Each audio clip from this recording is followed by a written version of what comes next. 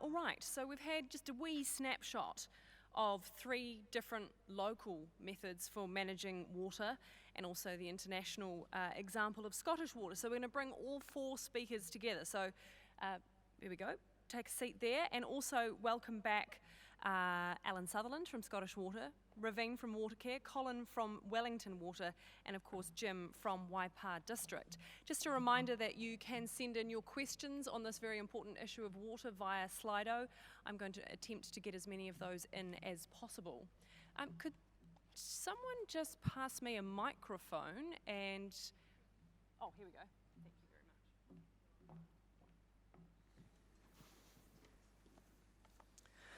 All right, gentlemen, let me just approve some questions so that people can upvote as they see fit.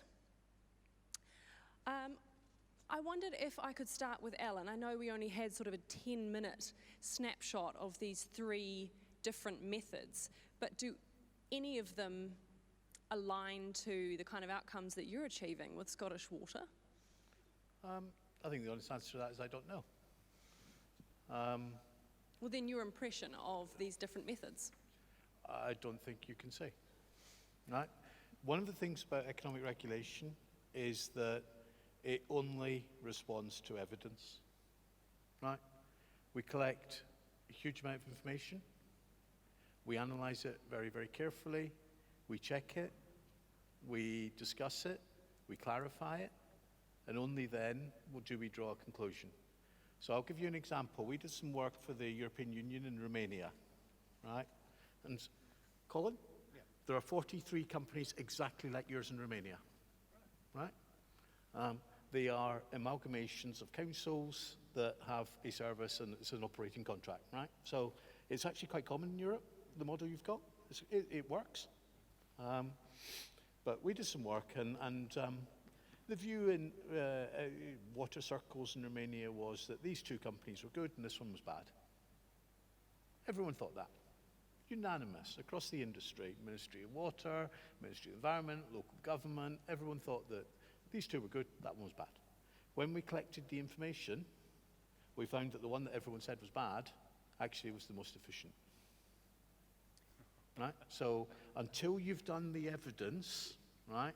And I agree with you, right?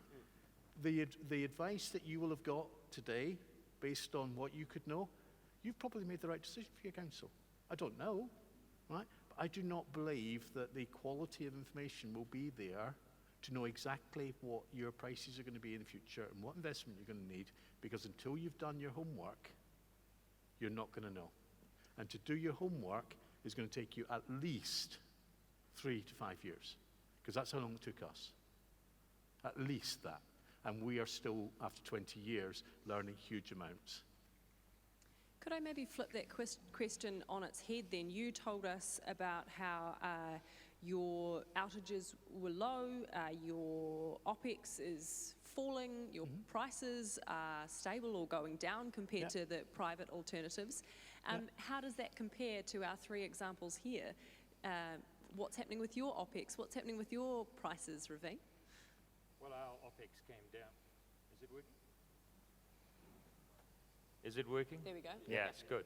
So when amalgamation happened, our OPEX came down, and we are striving to keep our cost low because the legislation requires us to keep our cost low, which is why we don't pay dividends to the council.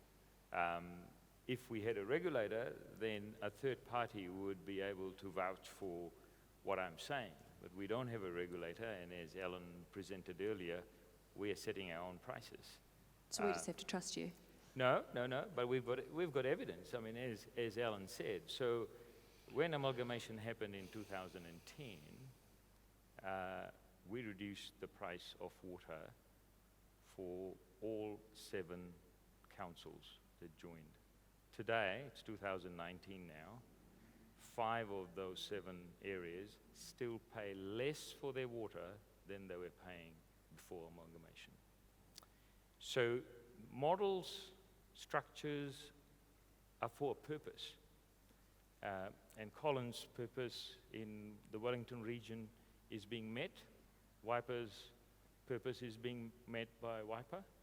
In Auckland, because amalgamation happened, we could not continue with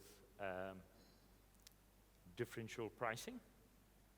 We've got socialized pricing, postage stamp pricing, and the districts of Franklin and Rodney, for example, now receive AA graded water and the level of service that Auckland City and Manukau City and North Shore and Waitakere used to get.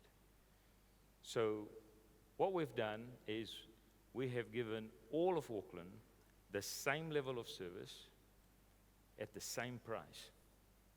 And for some of them, it's been significantly less than what they used to pay. So is that potentially a benefit of scale? You've talked about the benefits of the amalgamation. Obviously, Waipa is a much smaller area. Are you able to report back on some of the metrics I put to Ravine? In terms of scale? Cost. Yeah, I've talked about OPEX and I've talked about price. Yeah, okay. So our price is obviously not driven by trying to make a profit or a return for the council. It's cost purely basis. So at the current time, our cost is about $1.48 a cubic metre of water treated and delivered.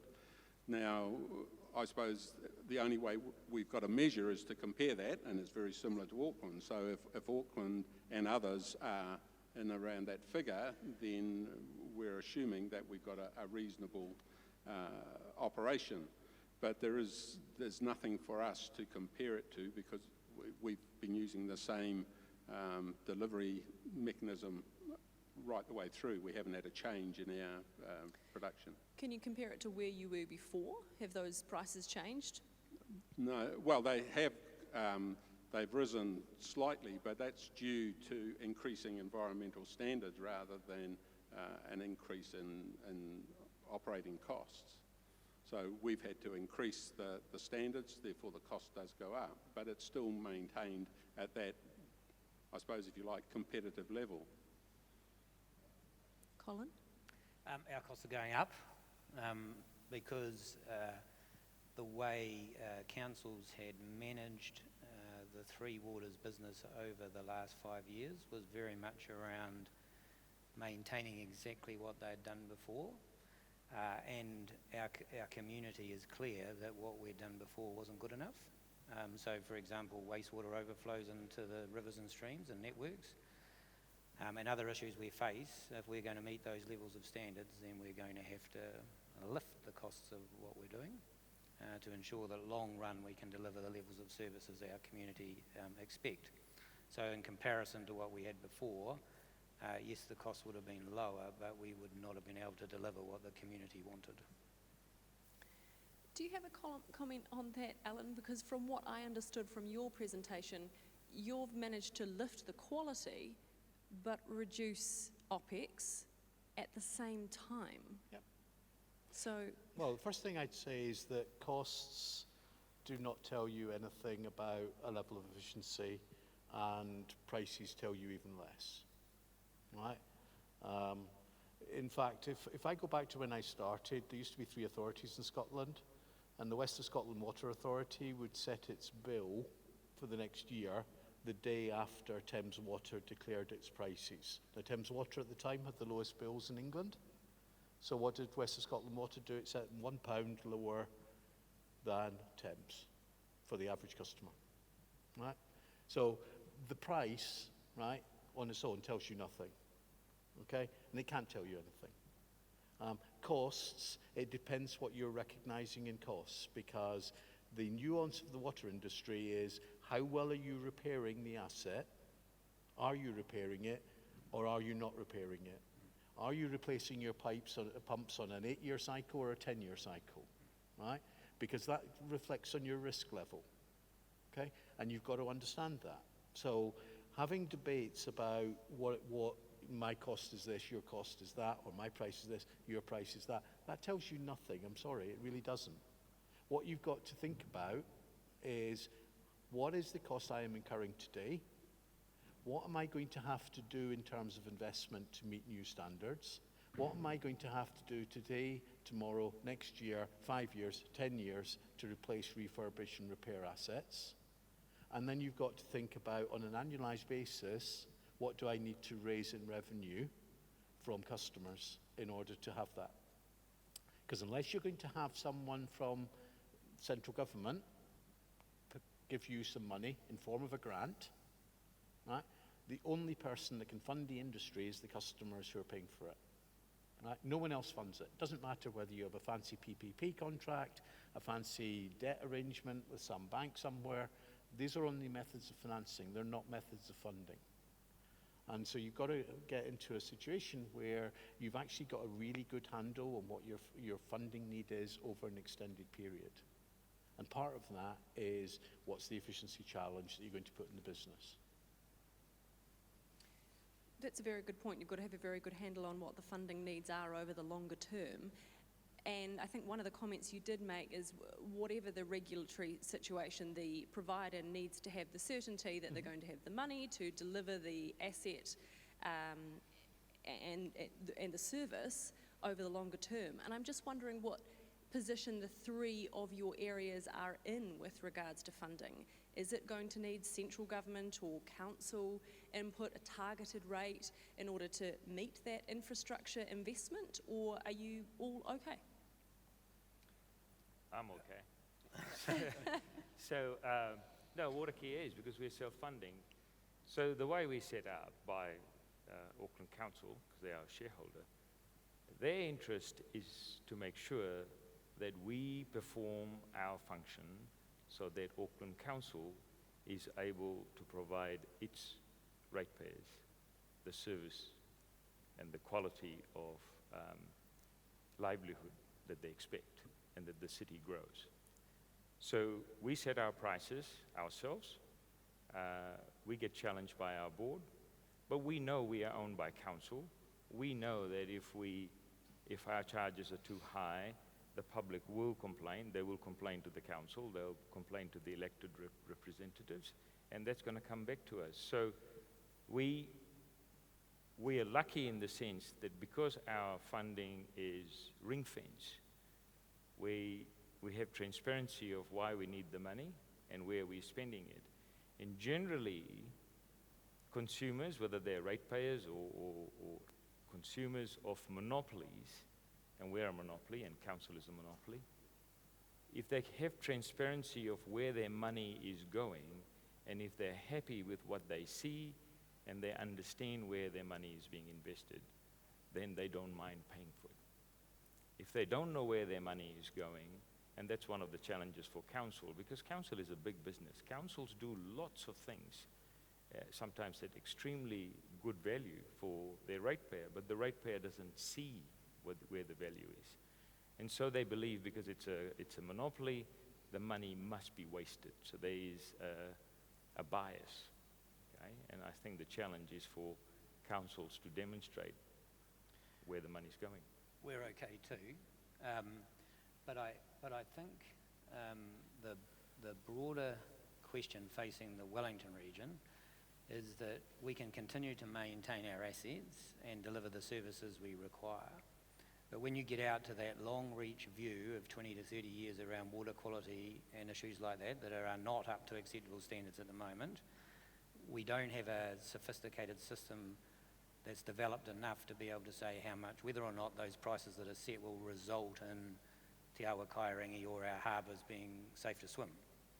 So when we understand that better, we'll be able to assess whether our prices are all right. What I think the others would argue is when you do work that out, that may not necessarily mean prices go up, because you may be able to challenge the organisations to be way more efficient. And look at some of the things Watercare have done, they become incredibly more efficient. So you're trying to get the pricing set to meet those outcomes, but at the same time drive efficiency and effectiveness into the business to hopefully those prices don't change. In Wellington, we haven't solved that problem yet. So we're definitely happy for today, but we aren't going to meet the requirements of our communities in 20 to 30 years' time if we keep doing what we keep the same we do now. Yes, I suppose from YPA's perspective, yes, we're fine currently, as Colin has said. So we only charge water on a volumetric basis. The sewerage and stormwater charges are a rate base. But they've been all included in our 10-year plan and our 30-year infrastructure plan. So our forecast expenditure is there and has met public scrutiny in terms of what those charges are going to be, certainly over the next 10 years. So in terms of any assistance from outside of our organisation, there is none. Central government doesn't fund any of our water, sewerage or stormwater services. So, correct me if I'm wrong, but what I'm hearing is that to maintain the current level of service, you've got the funding to maintain the infrastructure and invest into the future, but that improving it to meet rising environmental standards or pressure on the population, that's the challenge. Mm-hmm. Yep. For us. I would suggest that that's not going to be right. I'm sorry, okay? When I started in 1999, I was given a document by the then Minister for Transport and the Environment. And that was a document that had been compiled by the Scottish Government's engineers, working with the local authorities, about what they were going to have to invest over the next 10 years. And it was subject to a public consultation process, so anyone who disagreed with it could express their view. That document said that we would need to spend £600 million over 10 years to improve our water quality. And we would need to spend £400 million with no time limit to meet all the European Union's environmental directives, with the exception of the Water Framework Directive, because that was a new directive and no one really knew. So how much have we spent? We spent £2.5 billion on water over that 10-year period, not 600 million. And we spent £3.5 billion, not 400 million, to date on improving environmental standards, and we're still not there. It's a bit like when you kick over a stone, you find beasties. And if you get your microscope out, you start finding more beasties that you didn't see when you kick over the stone. That's what the situation is. When you start looking at environmental quality, you're going to find more and more things. You're going to find farms that are, through diffuse pollution, are impacting the watercourse. You're going to find microplastics that we didn't even realize existed 2 years ago. Right? You're going to find lead in houses that is going to be unacceptable standards. When you start to look, you start to find. And that's the worry. That's why you've got to think. Now, that does not mean that I'm in any way criticizing any of my colleagues here. I am not criticizing them. I am absolutely not doing that. What I am saying is they have got an incredibly difficult job to do. And they need help from broader society in New Zealand to be able to do the incredibly difficult job they've got. And that means they need certainty of funding, right? And yes, they may well have a good position today, but they need to have a position that will allow them to be able to count on the fact that if they need the money, when they kick over that stone and they get their microscope out, the money's going to be there. Because otherwise, they will be forced into a position where they have to make choices that are undesirable from the standpoint of society and or their customers. Does that put the heebie-jeebies up anyone, that it's going to be far more expensive than we are anticipating to meet these environmental standards? No, I was going to say, no, because I think that's the business we are in. So the more we understand the condition of our assets, the more we understand the customers, the more we understand how the city's growing or not growing, and all those aspects are part of our business, and that's what we need to do. We don't know what the future is, right? But what we can do is keep monitoring and keep revising our position. So Ravine and Auckland, I'll come to you in a moment, Colin. Can we look forward to, with the investment that's in the pipeline, forgive the pun, that when it rains and the stormwater has, sewage gushing out onto the beaches, that's no longer going to happen? Can we expect that the 34,000 people around the country who get sick from drinking the water each year will at some point no longer be the case? Okay, so those are very good questions, and I think the second question is extremely important. So is the first one. The first question in Auckland we get, and it happens everywhere, when you get heavy rainfall, and if rain gets into the sewer system, you get an overflow. There is always going to be a rainfall event that is going to get into the sewer system, okay? Because we can't control There's that. no way around that. There's no way. But if it is happening every time it drizzles, that's not acceptable. So what we've got in Auckland is a combined sewer system that was put in over 100 years ago. And I would say openly that in 2019, it is not acceptable for a city like Auckland to have a combined sewer system because it's only a small area that's left. The rest is a separated system. So we are working with Auckland Council, our shareholder, and Auckland Council and the Mayor Goff has got a targeted rate, what is called a water quality rate. Confuses some people because they might think it's a drinking water quality target rate. It's not. It's a stormwater targeted rate to clean the beaches. And so we are working with Auckland Council, and the program to create the separation has been moved forward by 20 years, but it will be fixed. The second question, which is more important, because maybe from the responses you are getting here, Watercare may be okay, Wellington may be okay, and Waipa seems to be okay. But I know there are many councils in New Zealand where they do have a funding issue, where they probably do need an injection of funds from central government because they don't have scale, they have aging infrastructure, and they don't have a population base. It is no different from what was the Franklin District Council or the Rodney District Council that we amalgamated with. And we invested $160 million in Franklin to improve their water supply system. Franklin District Council would never have been able to afford $160 million. The rest of Auckland was able to do that because we have an amalgamated city. So I'm not saying that means you amalgamate the rest of New Zealand because that is the big concern that I think the Mayor has here. But the problems do need solving.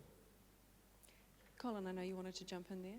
Oh, no, well, I think there's two comments I was just going to say about that last conversation is that the behaviours that we exhibit in New Zealand as water businesses, I suppose, have been set at a standard where things happen as a result of those behaviours, and communities and customers are lifting those standards and expectations. So to me, without a change in behaviour of our water services providers to address those issues, we're never going to come right. And I think the second thing I would just say about the comments Ravine made, as a country we've got to resolve whether wastewater going into drinking water or our harbours or streams is acceptable or not. And at the moment we have varying standards, and so we're going to have to really sort that out. And you know, it reflects you know, our whole image as a country, and whether or not, you know, what standard we see. And it's really hard. Ravine's saying, and he's right, he's way ahead of us, it's really hard, but we're going to have to address that eventually. What then do you make of the idea of a single economic regulator, or in the changes proposed by the government just recently, a dedicated regulator for water? I'll give that to someone else first. From Waipa's perspective, we support a dedicated regulator, set the standards, and then leave it to the industry councils to meet those standards. If they can't do it individually, then form alliances, CCOs, or whatever they need to do, but leave that ability for those individuals to respond to those standards that are accepted across the country. So that's even if it requires a lot more investment or higher costs? Oh, absolutely. But the issue with setting the standards, I think that we do have to be sensible and make sure that the country can actually afford those standards, and be a little bit pragmatic about how we approach setting standards. And in Waipa's case, we've got a couple of examples where we're having to write off some very environmentally safe drinking water supplies from protected catchments to protect the environmental standards. So Instead of taking, as we do at the moment, up to 100% of the water supply out of a protected stream, we're having to walk away from that and only take 20% because of the environmental standards. So that's increasing the costs to us or to the community without actually getting any real environmental benefit. So I think we need to look at just how those standards are actually enforced. But we do need, as a nation, to lift our standard, absolutely, for drinking and wastewater discharges. Speaking of that, how confident would the three of you be that the situation that transpired in Havelock North just a few years ago couldn't, under the current infrastructure and regulatory systems, occur in your region? Again, very quickly, with a chlorinated, a residual disinfectant in the water supply, Campylobacter should not survive. So it's only the fact that the Havelock North and Christchurch is another major city without chlorine in their water supply or a residual disinfectant, that can actually occur. The smaller supplies throughout the country where they're not properly treated, it could certainly occur, but not to that standard, not to that level. No, but you could get Cryptosporidium and Cryptosporidius, which in anyone who's immunodeficient in any way could kill them. So you have to be honest about this. Water supply is a risk management game, and it is an incredibly difficult thing to do. The guys who do this are all of us in society really have to respect the guys who stand up and do the job these guys are doing. It's incredibly difficult, but you cannot ever be certain that you're going to have something that is perfect. And you're just not. It's never going to be perfect because things can break. All sorts of things can happen. I was just going to, yes, we run a low-risk system, same as Watercare. But I think it's useful to reflect on the fact that we ran, just like Havelock North, a water supply from an aquifer that didn't have a multi-barrier approach, which he's talking about to reduce risk. And there's a lot of pride in the community that you could drink water straight out of the ground. And then we had the earthquake, the Kaikoura earthquake of 2016. And we immediately detected an increase in bacteria in our network. And this age-old lesson that's been learned all around the world, that it's not necessarily every day that you get that problem. That's when natural events or man-made events occur, that when you run the risk of contaminating your supply. So in Wellington, the council's made a decision that they would go for that multi-barrier approach, and we had to work through with the community to understand the sense of loss that they felt from not being able to drink just water straight out of the ground, and that it was now treated and chlorinated in the system. And so, that's something we've experienced in Wellington directly, and now we run low risk as a consequence. I just want to say something. Sorry. I just want to say something. We at Watercare, we treat all our water. So we do address the risk, but there's always a risk. So we have to be vigilant. My concern is that there has been a movement in New Zealand and opposition as well around the disinfection and the chlorination.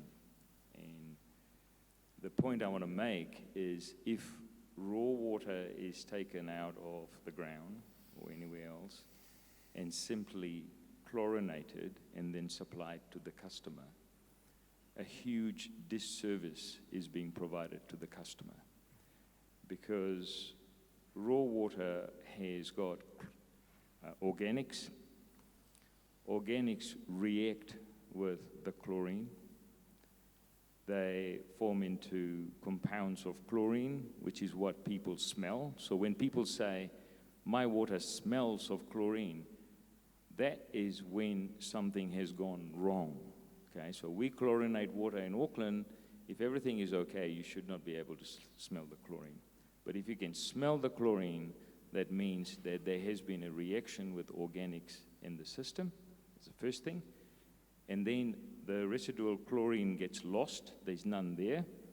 And if there's monitoring being done and there's an expectation that there will be a residual chlorine, then the water suppliers start superchlorinating the water so that chlorine can be detected, and that's when customers complain that when they have a shower, their body is itchy and scratchy, and all that is doing is destroying the use of chlorine.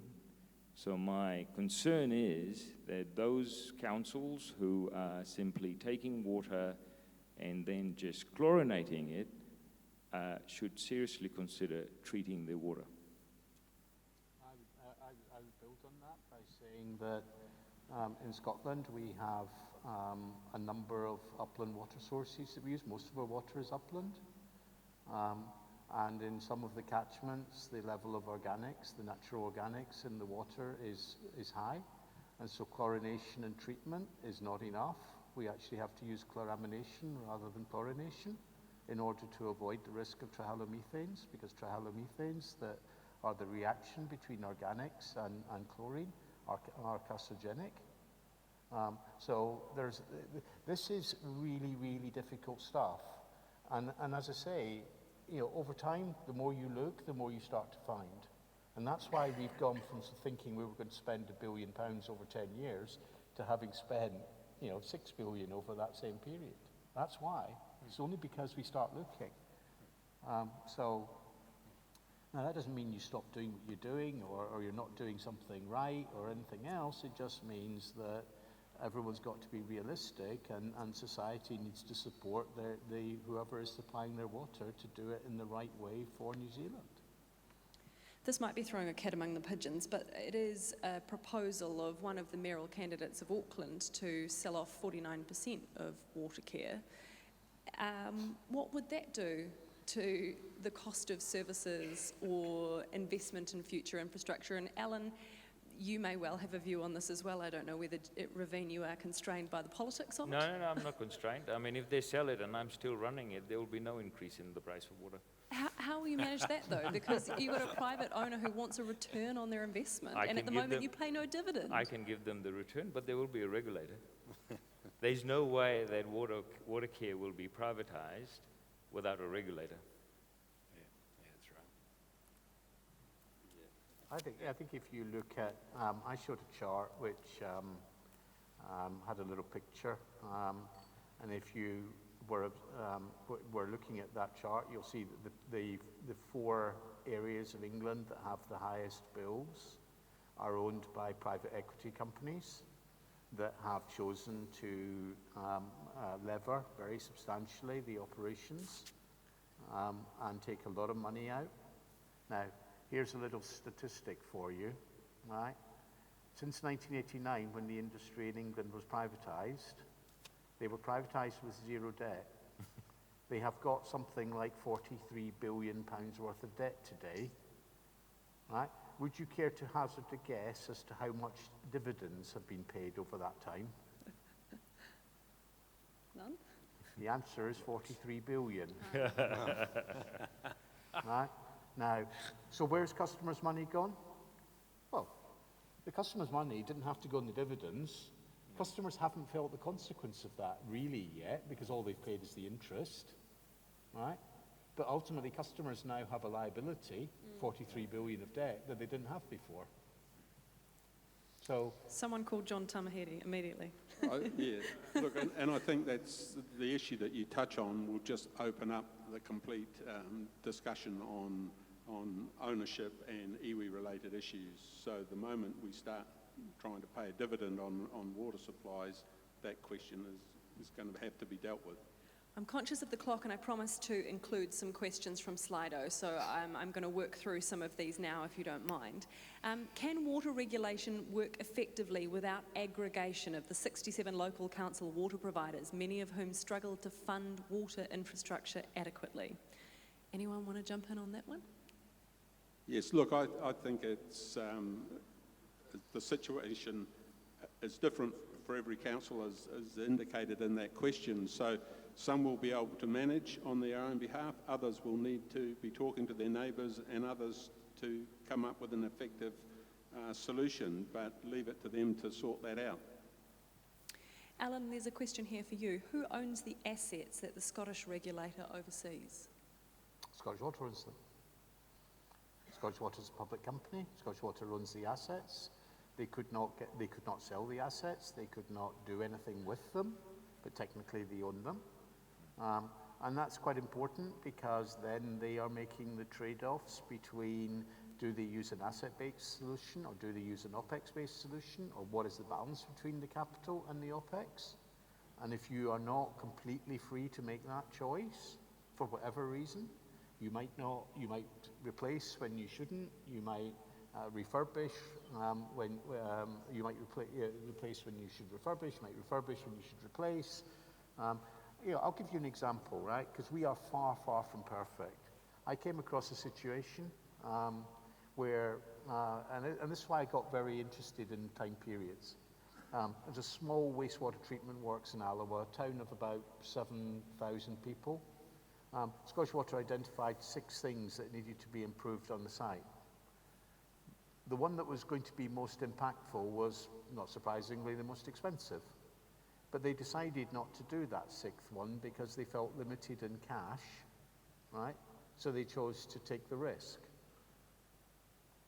Now, next time, when they get a new settlement, we were going to go back to that site and replace it. Now, anyone who knows anything about asset management is going to tell you immediately that going onto a site twice on a small works is much more expensive than doing all the things that need doing in the one sitting, as it were.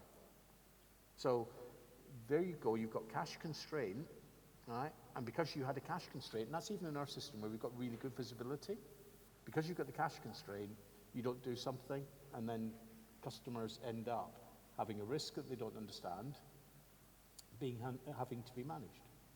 So this is all difficult stuff. A question here for Colin. How did you ensure your entire organisation bought into working with iwi? Were iwi involved as co-designers in partnership, and if so, where?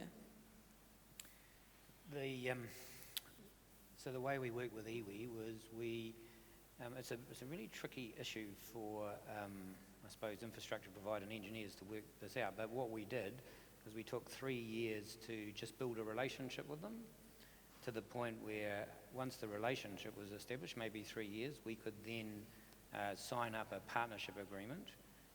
And we feel at the moment that is a true partnership between us and iwi. We'll have to prove that over time because we try in a Pākehā sense to provide true partnership, and I think we've got a bit to learn in that area. But everything we're doing from here on through is co-designed, so it's the only way to do it.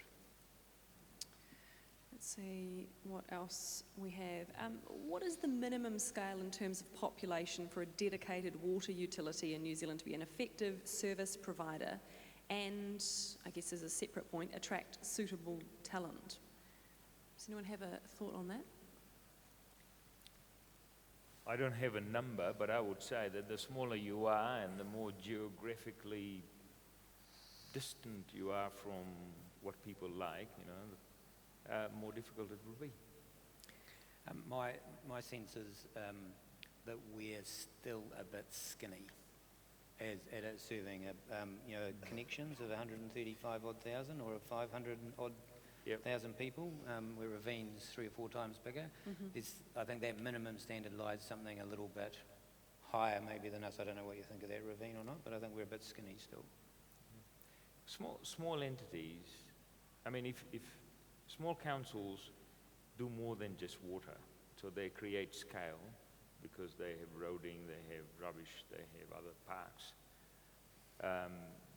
And if you start taking the water bit out, that is one of the concerns, I guess, that councils have, that they're left with stranded costs and they become even smaller. So it's not just a water issue, it's a council issue. So I think that is a real issue, and that would be a concern for the councils. And if I can just say, the reason we're skinny is that the performance in the long term requires our entity, or any entity in New Zealand, to have that sophisticated capability, who can be creative and innovate to the problems of the future. And if we can't build up a critical mass to have those sort of people in our company, we're not going to be able to solve the problems that we need to. So that's what we want to get to. And just quickly, I don't think there is any magic number of population, our councils are so different across the country. Some large rural areas with multiple small rural communities. In Waipa's case, a rural community, 2 modest-sized towns, and we are able to function with a couple of networks, I suppose, sewage and water across the district. But if we had 10 or a dozen or more, then we would struggle as well. So I don't think it's just a numbers game. I think it's a lot to do with geography as well. Now, I know Alan said that this was a discussion that might take 3 to 5 years if you were looking toward a Scottish water model. But have you any thoughts on the brief introduction you've had to the successes of that model that make you think that is the direction we should be heading? In terms of direction that we're heading, I would think in the discussions that we have had, a more comfortable position would be the Wellington Waters model, because of the retention of that ownership of assets, which seems so important to the communities. I mean, from our point of view, we just see the way in which water is going to be managed over the next 10 to 20 years is following a maturity curve, and something like Scottish Water or Watercare at the end of that maturity curve, I think, is absolutely sensible. There's also a question here for you about the smaller councils. When you were undergoing this, did they have any concerns, kind of a bit like those outlined by Jim, in merging into this single body? The ones that are already in ownership, Yes. is that what they mean? Yeah, they definitely had concerns that they were going to be diluted by the power of some of the bigger councils. And to be fair, 3 to 5 years on, we've still got some of those fears. But I think it's just as time goes on and people can settle down and understand how it really works, they do reduce. Any final thoughts? I know we've ranged over a bit of ground. We're about out of time. Does anyone want to leave the audience with a parting thought? My parting thought would be, when you come back to your question about national standards, we think the drinking water one's already been the decision's been made. We should move quickly to establish national standards for water quality around wastewater and stormwater overflows as well. Just take the ambiguity out of it. Help us a lot. Look, I agree with that. The standards across all 3 waters is really important next step. And leave local government generally to work out what model suits them. My comment would be that yes, the drinking water standard regulator that the government has announced, we should progress.